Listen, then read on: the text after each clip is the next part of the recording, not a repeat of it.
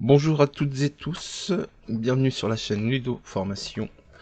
Aujourd'hui, je vais vous présenter comment bien utiliser les lignes et les colonnes sur Excel. Donc on va voir comment insérer une ligne, comment insérer une colonne, comment insérer une partie de ligne et une partie de colonne. Donc nous allons commencer par comment ajouter une colonne. Donc pour ajouter une colonne, tout simplement, on choisit l'endroit où on veut insérer notre colonne. Donc là, en l'occurrence, je vais insérer une colonne entre le K et le L. Donc pour cela, je choisis le L, parce que toute insertion de colonne va se faire à partir de la gauche de celle-ci. Donc j'ai choisi ma colonne L, donc vous voyez là j'ai 1 et 1. Donc je fais un clic droit dessus et je fais insérer. Et donc vous voyez bien que j'ai une colonne L, toujours la même, qui a apparu entre mes deux 1, donc entre le K et le L. Donc ça c'est pour l'insertion de colonne. L'insertion de ligne, c'est la même chose. Donc on choisit une ligne, donc là j'ai bien deux lignes. Donc si je veux bien sélectionner la ligne 12, j'ai toute ma ligne de sélectionner. Je fais un clic droit dessus, je fais insérer, et là nous avons bien trois lignes. Alors on peut faire ligne par ligne, ou éventuellement on peut choisir, si on a besoin de trois colonnes, on peut choisir directement, on sélectionne directement trois colonnes, on fait un clic droit, et on insère, et là on a trois colonnes d'insérer d'un coup. Et la même chose pour les lignes. Là, j'en sélectionné deux. Si je fais insérer, j'ai bien deux lignes qui ont apparu en plus. Donc, voici pour les insertions de colonnes et de lignes. Ce que je vais vous indiquer également, c'est que pour avoir une petite info supplémentaire, c'est que si je veux insérer une colonne de plus entre le I et le J, donc je fais la même chose, je sélectionne mon J, je fais insérer, et vous voyez que ma colonne que je viens d'insérer, alors ça c'est le petit plus de l'information, donc on a exactement la même mise en forme que la colonne de gauche. Donc bien faire attention quand vous sélectionnez dans vos tableaux, si vous voulez insérer des lignes ou des colonnes, l'insertion reprend automatiquement la mise en forme de votre colonne gauche. C'est pour ça que là j'ai du vert et là j'ai du bleu.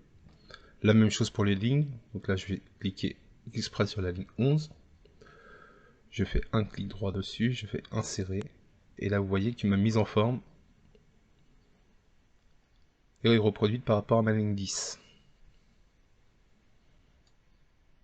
Ça c'est le petit plus à savoir. Donc là on a vu comment insérer une colonne et une ligne entière. Maintenant je vais vous montrer comment insérer une partie d'une colonne et une partie de ligne. Donc là vous voyez j'ai trois tableaux différents, enfin trois tableaux quasiment identiques. Donc si je veux insérer juste une colonne sur le premier tableau sans pouvoir toucher aux colonnes du tableau du dessous, qu'est-ce que je fais? Je sélectionne ma partie de colonne où je veux insérer, je fais un clic droit dessus, là je fais insérer, et là j'ai fait un décalage vers la droite. Hop. Donc là j'ai mon insertion de colonne sans que mon tableau du bas a été impacté. Et là nous pouvons refaire une nouvelle catégorie. On va marquer par exemple devise, et il n'y aura plus qu'à remplir les devises. La même chose pour les lignes. Donc là on va insérer une ligne dans celui-ci sans pour autant impacter le tableau de droite. Donc pour cela je choisis une ligne donc qui va s'insérer au-dessus. Hein. Donc j'ai fait un clic droit sur la ligne, je fais insérer. Cette fois-ci je fais décaler vers le bas. Et donc j'ai bien inséré ma ligne sans que mon tableau de droite soit impacté. Et là nous pouvons rajouter un nouveau pays si besoin.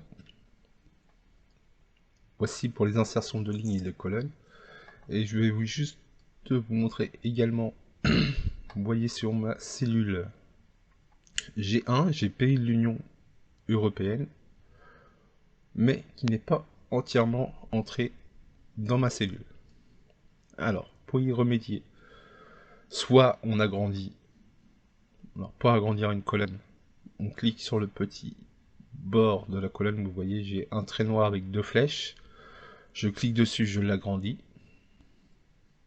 pour pouvoir élargir ma colonne, et donc pour pouvoir avoir mon pays de l'Union dans la colonne. Deuxième possibilité, ma largeur de colonne est bien comme elle est, hein, j'ai pas besoin de toucher. Donc ce que je peux faire éventuellement, c'est d'agrandir. Donc même chose pour les lignes, hein. Là j'ai mon petit trait entre ma ligne 1 et ma ligne 2. Je clique dessus, je l'agrandis. Donc là on a agrandi la hauteur de ma ligne 1. Et donc là je peux faire un renvoi automatique à la ligne. Ce qui fait que mon pays de l'Union Européenne va s'adapter à ma cellule. Donc nous pouvons agrandir avec le trait de la colonne ou le trait de la ligne. Deuxième solution pour que l'on soit plus précis, on peut faire un clic droit sur la colonne et là vous voyez j'ai largeur de colonne. Donc on clique dessus et là on peut définir soi-même la largeur de colonne souhaitée.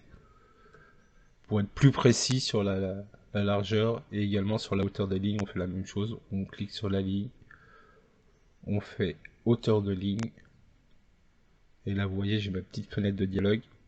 Donc hauteur de ligne, là je suis à 33 et je peux la définir, la personnaliser moi-même en mettant 34. Et ma hauteur sera de 34. Si je clique dessus, j'ai pas validé. Alors hauteur de ligne, 34 si j'ai validé. Elle était bonne. Donc voici pour les lignes et les colonnes sur Excel. Je vous dis à très bientôt sur une autre vidéo. Une bonne journée à toutes et à tous.